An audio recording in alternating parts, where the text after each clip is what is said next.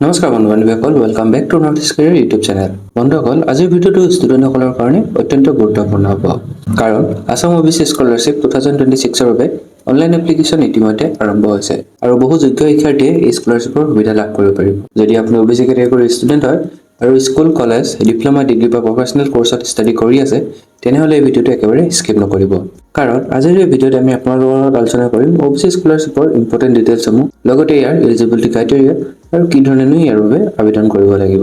বন্ধুসকল, ভিডিঅ'টো আৰম্ভ কৰাৰ আগতে আমাৰ ইউটিউব চেনেলটোক ছাবস্ক্ৰাইব কৰি বেল আইকনটো প্ৰেছ কৰি দিব নাপাহৰিব।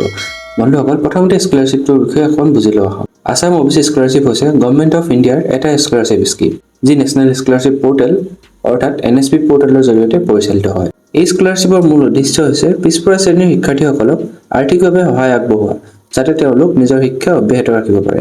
আজিৰ সময়ত school fees, college fees, book, examination fee আৰু অন্য খৰচ বহুতো বৃদ্ধি পাইছে। বিশেষকৈ গ্ৰাম্য অঞ্চলৰ বহু শিক্ষাৰ্থীয়ে এই খৰচ বহন কৰিব নোৱাৰে। সেইবাবে এই স্কলাৰশ্বিপসমূহ বহু পৰিয়ালৰ বাবে এক ডাঙৰ সহায় হিচাপে কাম কৰে। এতিয়া প্ৰশ্ন আহে যে স্কলাৰশ্বিপত কোনসকলে আবেদন কৰিব পাৰিব। অফিচিয়েল গাইডলাইন অনুসৰি কেৱল অবিচি কেটেগৰীৰ ষ্টুডেণ্টসকলেহে এই স্কলাৰশ্বিপৰ বাবে এপ্লাই কৰিব পাৰিব। ইয়াৰ উপৰিও কেণ্ডিডেটসকল ইণ্ডিয়ান চিটিজেন হ'ব লাগিব। বন্ধুসকল, এই স্কলাৰশ্বিপটো দুটা ভাগত ভাগ কৰা হৈছে। প্ৰথমটো হৈছে প্ৰি মেট্ৰিক স্কলাৰশ্বিপ আৰু দ্বিতীয়টো হৈছে post matric scholarship. Pre matric স্কলাৰশ্বিপত মূলতঃ ক্লাছ 9 আৰু ক্লাছ 10ত অধ্যয়ন কৰি থকা শিক্ষাৰ্থীসকলক স্কলাৰশ্বিপ দিয়া হয়। আনহাতে পষ্ট মেট্ৰিক স্কলাৰশ্বিপ, যাক higher secondary, degree, diploma, engineering, nursing আৰু প্ৰফেচনেল কোৰ্চ বা অন্যান্য হায়াৰ এডুকেশ্যন কোৰ্চৰ ষ্টুডেণ্টসকলৰ বাবে দিয়া হয়। অৰ্থাৎ স্কুল লেভেলৰ পৰা কলেজ লেভেললৈকে বহু শিক্ষাৰ্থীয়ে এই স্কিম লাভ কৰিব পাৰিব। বন্ধুসকল, প্ৰি মেট্ৰিক স্কলাৰশ্বিপৰ জৰিয়তে যোগ্য শিক্ষাৰ্থীসকলে বছৰি 4,000 টকা একাডেমিক এলাউন্স লাভ কৰে। এই টকাখিনি ডাইৰেক্ট বেনিফিট ট্ৰান্সফাৰ অৰ্থাৎ DBTৰ জৰিয়তে ষ্টুডেণ্টৰ বেংক একাউণ্টত জমা কৰা হয়। পষ্ট মেট্ৰিক স্কলাৰশ্বিপৰ ক্ষেত্ৰত স্কলাৰশ্বিপৰ এমাউণ্ট কোৰ্চৰ অনুসৰি বেলেগ বেলেগ হ'ব পাৰে। ইয়াত মেইনটেনেন্স এলাউন্স, কোৰ্চ ফি আৰু অন্যান্য শিক্ষাগত খৰচৰ বাবে আৰ্থিক সাহায্য অন্তৰ্ভুক্ত কৰা থাকে। এতিয়া আটাইতকৈ গুৰুত্বপূৰ্ণ বিষয়টো হৈছে যে ইনকাম লিমিট। বহু শিক্ষাৰ্থীয়ে এলিজিবিলিটি থকাৰ পিছতো ইনকাম চাৰ্টিফিকেট নোহোৱাৰ বাবে এই স্কলাৰশ্বিপ নাপায়। বন্ধুসকল, এই স্কিমৰ ক্ষেত্ৰত এপ্লিকেণ্টৰ পেৰেণ্ট বা গাৰ্জেনৰ বাৰ্ষিক আয় 2.5 লাখ টকাতকৈ অধিক হ'ব নোৱাৰিব। এই ইনকাম চাৰ্টিফিকেট আপোনালোকে নিজৰ ওচৰৰ চাৰ্কল অফিচৰ পৰা কালেক্ট কৰিব পাৰিব। সেয়েহে আবেদন কৰাৰ আগতে এবাৰ নিজৰ ইনকাম চাৰ্টিফিকেটখন আপডেট আছে নাই নিশ্চিত কৰি ল'ব। বন্ধুসকল, অনলাইন এপ্লিকেশ্যন কৰাৰ সময়ত সাধাৰণতে আধাৰ কাৰ্ড, বেংক পাছবুক আৰু ইনকাম চাৰ্টিফিকেটৰ প্ৰুফ বিচৰা হয়। লগতে ইয়াৰ উপৰিও আপোনালোকৰ থাকিব লাগিব এটা ভেলিড ইমেইল ID। এতিয়া এটা অতি গুৰুত্বপূৰ্ণ কথা হ'ল যে স্কলাৰশ্বিপৰ টকাসমূহ ডাইৰেক্ট বেনিফিটেৰী ট্ৰান্সফাৰৰ জৰিয়তে বেংক একাউণ্টলৈ আহে। সেয়েহে আপোনাৰ বেংক একাউণ্ট এক্টিভ হ'ব লাগিব। লগতে আধাৰ কাৰ্ড বেংকৰ সৈতে লিংক থাকিব লাগিব। বহু সময়ত বহু কেণ্ডিডেটে ভুল বেংক ডিটেইলছ দিয়াৰ বাবে স্কলাৰশ্বিপৰ পে'মেণ্ট ফেইল হয়।